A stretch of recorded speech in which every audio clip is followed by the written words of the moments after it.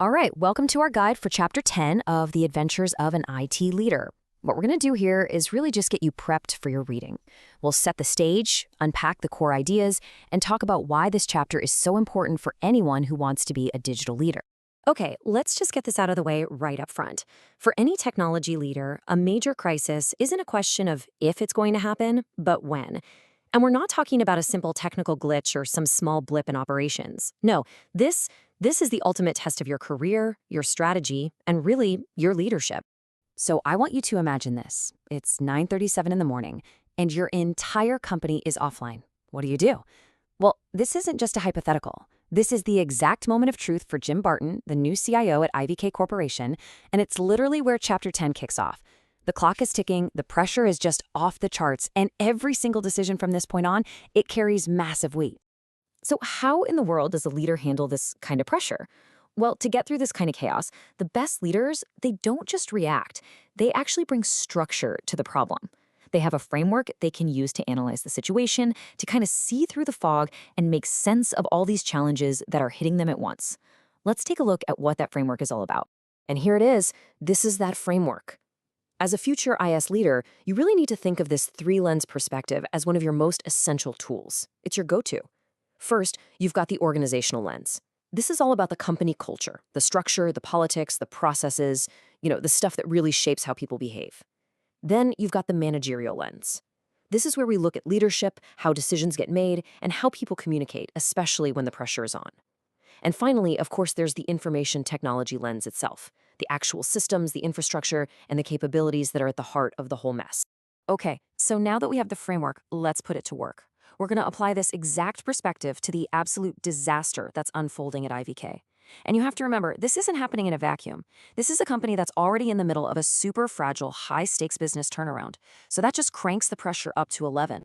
You can just feel the tension in that crisis room, right? As Barton gets his team together, you realize almost immediately that this is so much more than just a simple network outage.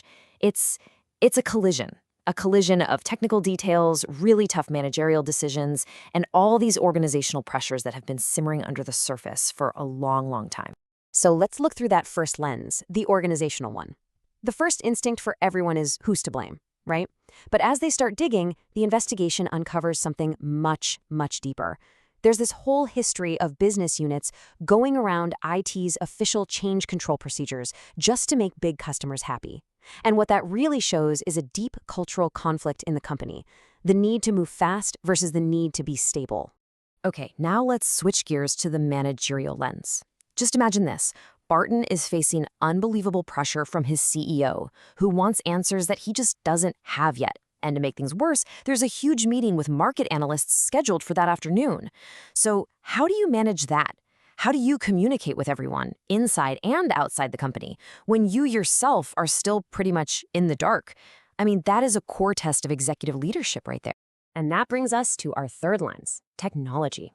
Down in the trenches, the technical team is completely divided. They have no idea if this was just a simple, though, catastrophic mistake from a rushed update, or if it's something way more sinister, like a sophisticated, targeted attack on the company's most important data. The technical reality is a total mystery, and the entire strategy for how to fix this, it all hangs on finding that answer. Okay, so that's the setup. You've got the crisis, and you've got the framework to analyze it. So let's talk about how you should approach the reading. As you get into the chapter, I really want you to actively use this three-lens framework. Think of it as your guide. It's going to help you focus your analysis on all these critical, overlapping areas of tech, management, and organizational dynamics. And this chart here basically lays out exactly what you should be paying attention to. On the organizational side, watch for that tension between assigning blame and actually solving the systemic problem.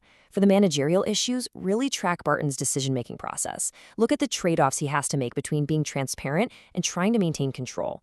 And for the IT issues, follow that hunt for the technical root cause. If you can track how all these threats connect, you're going to get a much, much richer understanding of what's really going on. But here's the thing. When you really get down to it, this chapter is about so much more than just surviving a disaster. It's not just about putting out the fire. It's about how a really great leader can take a moment of absolute vulnerability and turn it into a powerful catalyst for real strategic change in organizational learning. A crisis like this, it doesn't just break systems. It reveals character. It pulls back the curtain on the true nature of an organization's culture, its processes, and its leadership. And make no mistake, how IVK and how Barton respond to this is going to define the entire future of the IT department and its strategic role in the company for years to come. And this brings us to the final big question I want you to hold on to as you read. For you, as a future IS leader, this is the central challenge. See, it's not just about getting the systems back online. It's about asking this. How can the painful, expensive lessons we learned from this failure actually become our most valuable strategic asset for the future? Seriously, keep that question in your mind as you start Chapter 10, because finding the answer to that, well, that's what separates a good manager from a true strategic leader.